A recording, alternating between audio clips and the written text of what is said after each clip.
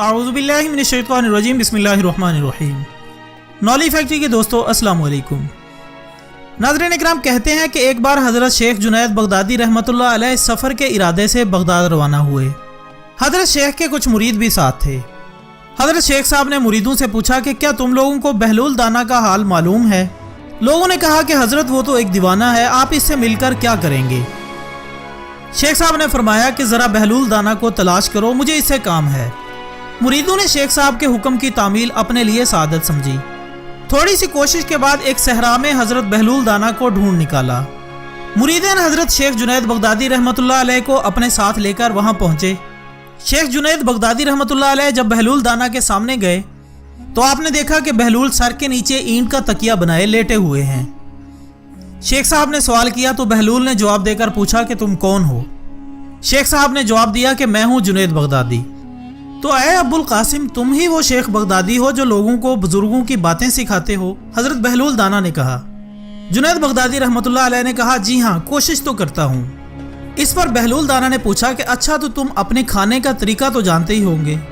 Junaid Baghdadi ने जवाब दिया कि क्यों नहीं, बिस्मिल्लाह पढ़ता हूँ और अपने सामने की चीज़ खाता हूँ, छोटा निवाला बनाता हूँ, आहिस्ता आहिस्ता चबाता हूँ, दूसरों के निवालों पर नज़र नहीं डालता और खाना खाते वक्त अल्लाह की याद से गाफिल नहीं होता।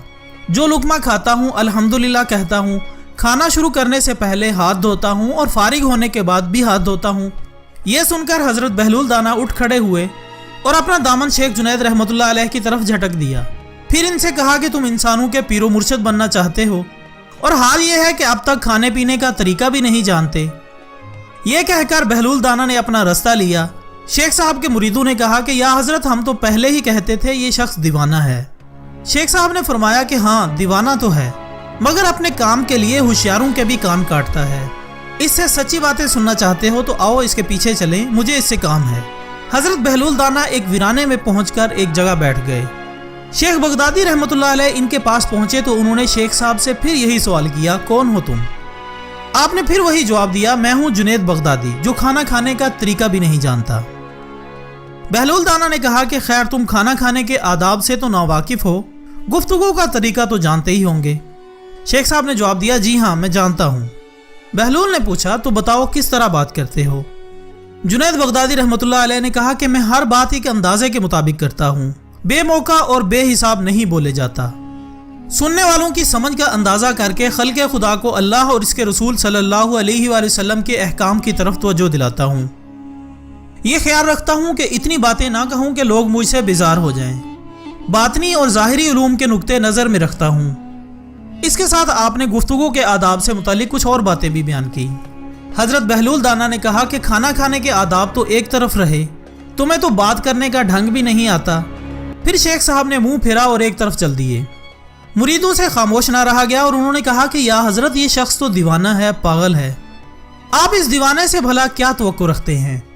आपने कहा कि नहीं, तुम लोग ये बातें नहीं समझ सकोगे, मुझे इससे काम है।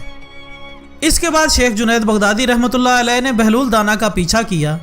हज़रत बहलूल दाना ने मुड़कर देखा और कहा कि तुम्हें खाना खाने और बात करने के आदाब तो मालूम नहीं हैं, सोने का तरीका तो लाजमी मालूम होगा।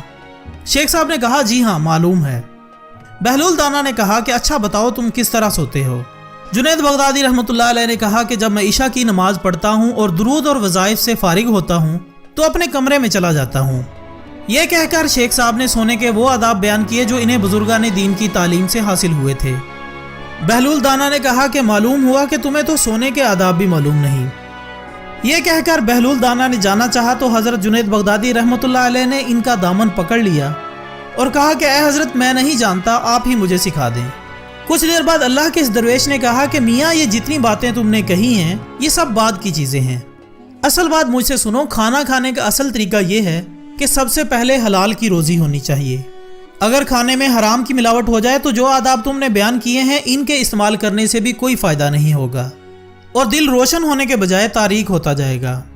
फिर बहलूल दाना ने बताया कि गुफ्तगू करते वक्त सबसे पहले दिल का पाक होना और नीयत का साफ होना ज़रूरी है और इस बात का भी ख्याल रहे कि जो बात कही जाए अल्लाह की रजामंदी के लिए हो।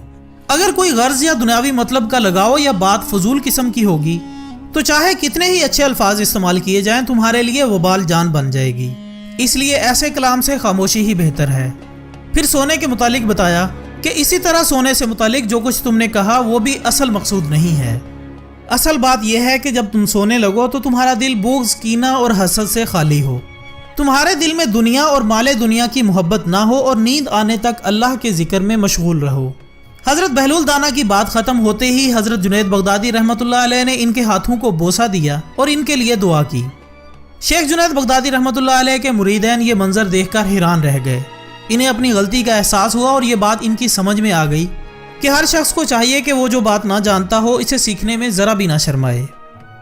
خواتین حضرات، حضرت جنید بغدادی اور بہلول دانا کے اس واقعے سے سب سے بڑا سبق یہی حاصل ہوتا ہے کہ کچھ نہ جاننے پر بھی دل میں یہ جاننا کہ ہم بہت کچھ جانتے ہیں بہت ہی نقصان پہنچانے والی بات ہے۔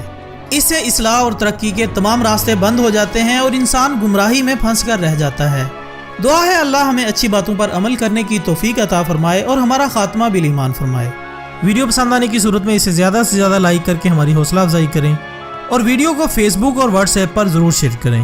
کل انشاءاللہ ایک اور ویڈیو کے ساتھ دوبارہ حاضر ہوں گے، تب تک کے لیے اجازت دیجیے گا۔ اپنا دوستوں، رشتہ داروں اور گرد و نواح کے تمام لوگوں کا بہت خیال رکھیے گا۔ اللہ حافظ۔